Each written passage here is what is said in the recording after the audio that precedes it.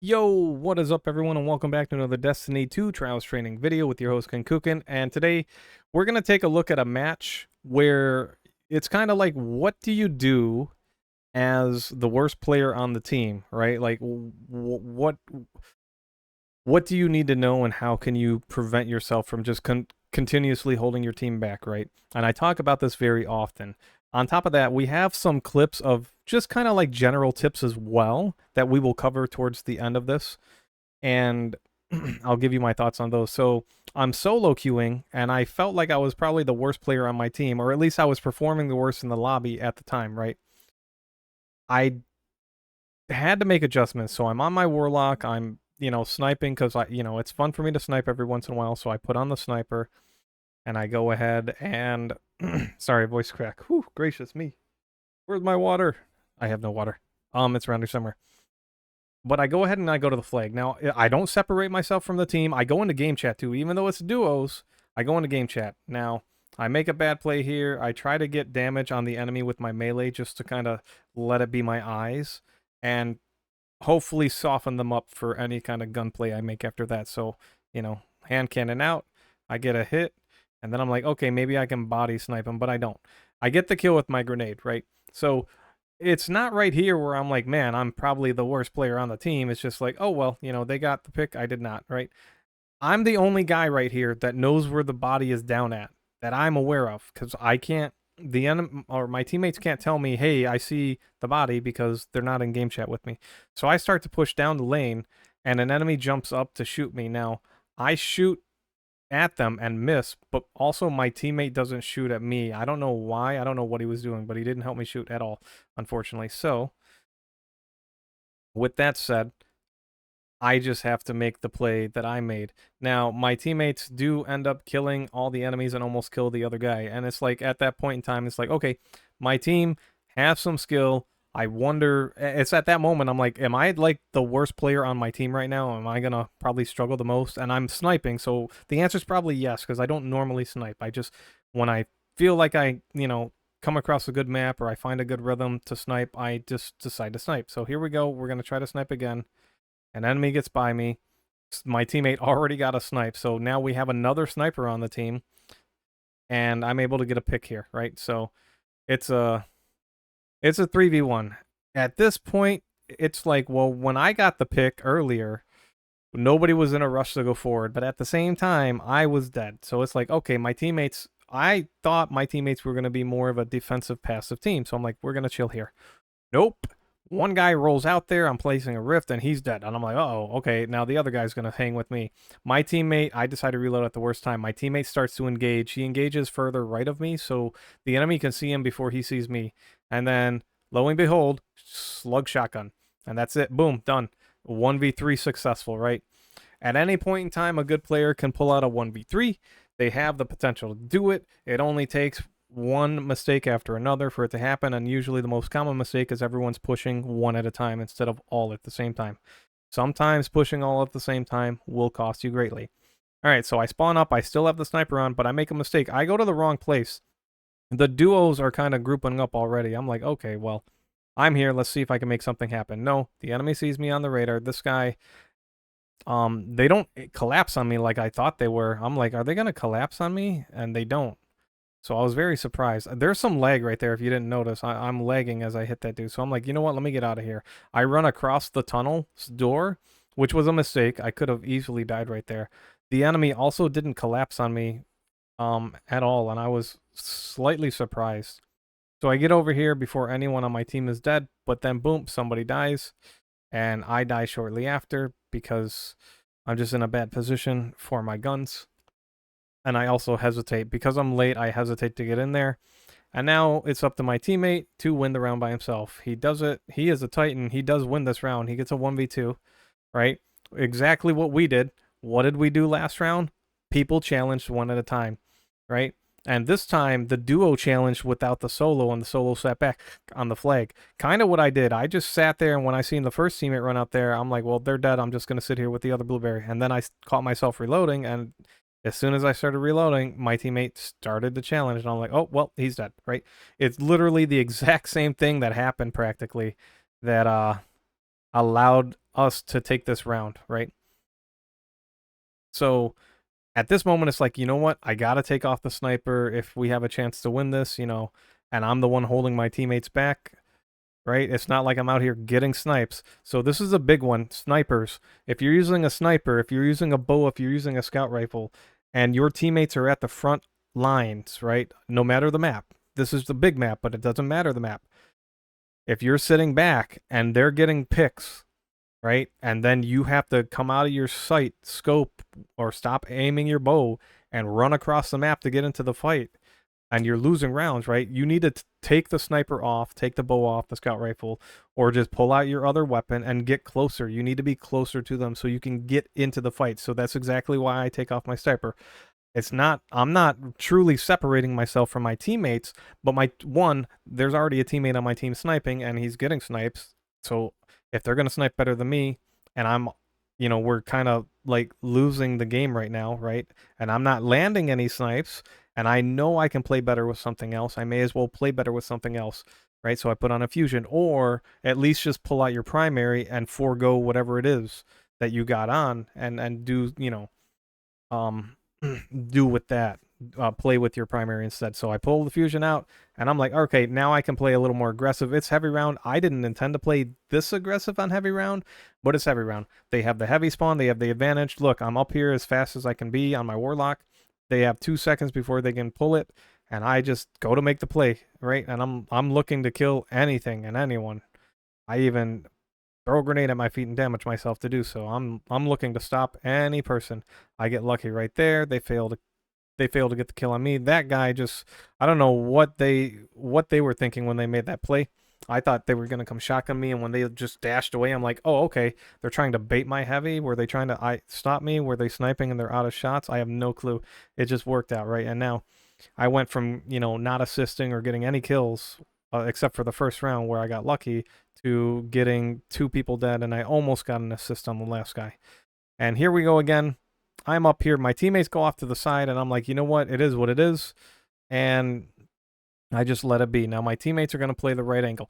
So with both of my teammates to the right of me, no one's here to watch the left of me, and someone could run down the tunnel and ape me. So I take it upon myself to, just kind of be aware of my radar. And I'm not ADSing for too long. As you can see, I keep coming in and out of my ADSing down my hand cannon to see the radar, to see if anyone's about to come from whatever angle I'm not looking at. Now, as soon as the flag starts being capped, I'm like, oh, it's a fourth of the way capped. Let me look, because sure enough, the enemy's going to have to push, right? And they did at the right time, and I was able to get the picks. Now, I normally would not recommend people being on the flag on this map. It's a T intersection. Usually one person can go down there. I would usually send a Titan with a Titan shield down there, to be honest. Because they can put a shield up out of the line of sight of the enemies, and they can still capture the zone, and 2 people can look down the tunnel and defend the tunnel lane, right? So instead of having everyone down there to get grenaded by threadlings or any grenade, cloud strike, warlock, arc, warlock, teleport, slide nonsense, like there's so many things that can damage multiple people at once, right? And outright kill them sometimes. You got to be aware of that. So clustering yourself into a tunnel is never what I would recommend on this map. Just one person can cap. They don't need 3, right? Depending on what's going on. Now, we spawn up to the next round. I'm doing a little bit better, but by no means do I feel like I'm just the best person on the team still.